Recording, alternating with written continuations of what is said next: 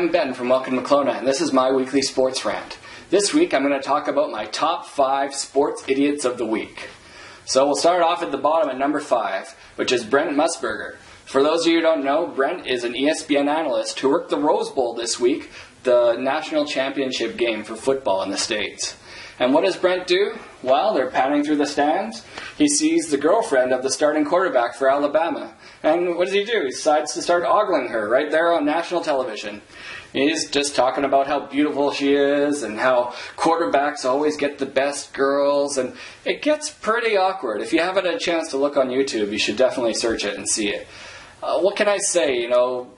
National championship game, there's probably not that many people watching. It's a good time to sort of do something that you might only do in private, that you wouldn't tell people about, that you wouldn't want to do in public for people to know about. It's not like there's 17 million viewers watching you do this. ESPN had to apologize because of this guy. He made Miss Alabama, that girlfriend, feel awkward. And, she's awkward, but she also benefited from it as well. She went from like 400 Twitter followers to like 30,000 Twitter followers just during the football game alone. Hey, maybe I should get an old man to ogle me on TV or on video, or, this is going down a bad path. It's probably good to move on. Number 4, my number 4 sports idiot of the week is a joint award for Barry Bonds and Roger Clemens together. This week, voters chose the new inductees for the Baseball Hall of Fame. And Barry Bonds and Roger Clemens have had amazing careers with lots of stats, but for some reason, they didn't get in. What could it... Oh yeah, they took steroids through their careers, which helped them get those stats. You can't compare those stats with other people's stats. It's not the same thing at all. It'd be like Wayne Gretzky playing for the Rockets. He might skate circles around everybody. He might score 400 goals in a frickin' year, but it would not be the same thing because he shouldn't be competing at that level.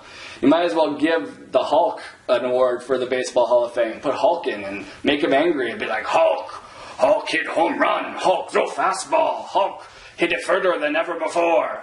It wouldn't be fair because the guy is 12 feet tall and way stronger than everybody else. So Barry Bonds and Roger Clemens, I'm sorry. I don't know if you belong in there, seeing as how you cheated on everyone else. And speaking of cheating and steroids, that leads me to my number 3 sports idiot of the week, which is Lance Armstrong. Word is he's going to sit down with Oprah, and he might even admit that he actually took steroids.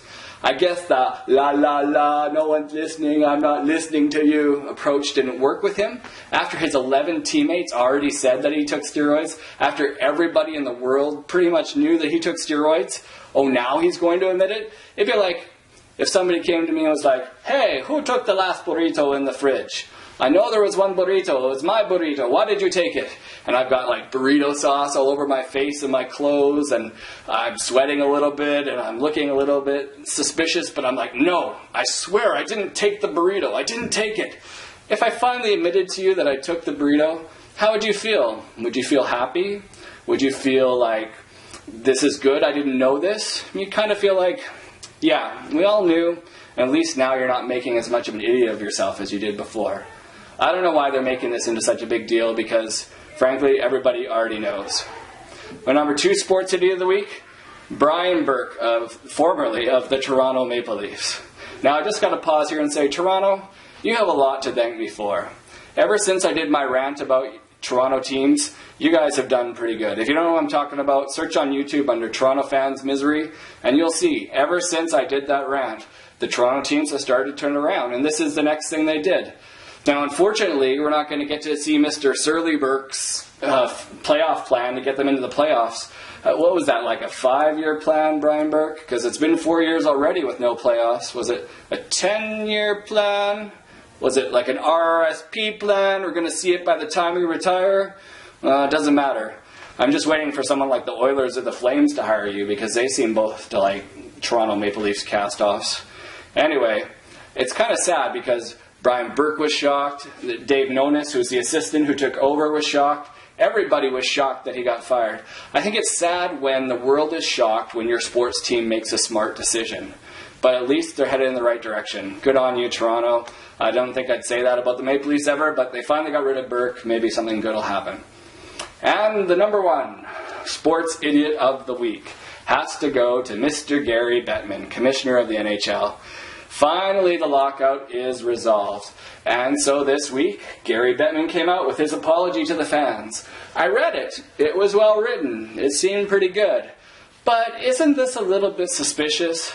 This would be like, that cat thief from the Pink Panther who's like, I'm going to plan out the heist, and I'm going to go in through the roof, and I will shut off the alarm system, I will subdue the security guards, I will change the video footage, I will steal the diamond, and then, months later, I will apologize for stealing it, even though I planned it all, and I'm not giving the diamond back.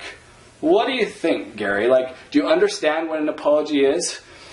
If somebody's apologizing to you and you say, okay, Gary, do you regret what you've done because you're apologizing? No, I can't say I really regret it. This is what I needed to do. This is my job, and this is what I'm going to do. Okay, you don't regret it. Well, have you at least learned from it? I can't say I've really... the same thing will probably happen again. I can't say I've learned from it. I maybe have learned that I can push people so far and then I have to cave a little bit in order to make things work, but no. Okay, you don't regret it, you haven't learned from it. Can you at least tell us you won't do it again? No, I'll do it again for sure. In 8 or 10 years, if I'm still around, I'm going to do it again. So how are you sorry, Gary Bettman? I'm sorry, Gary Bettman. What I say is, I don't want you in my home. I don't want you in my life anymore. I can't feel safe around you, Gary. You hurt hockey too much. Gary Bettman, #1 sports idiot of the week. At least, that's the way I see it. I'm Ben from Welcome to Kelowna.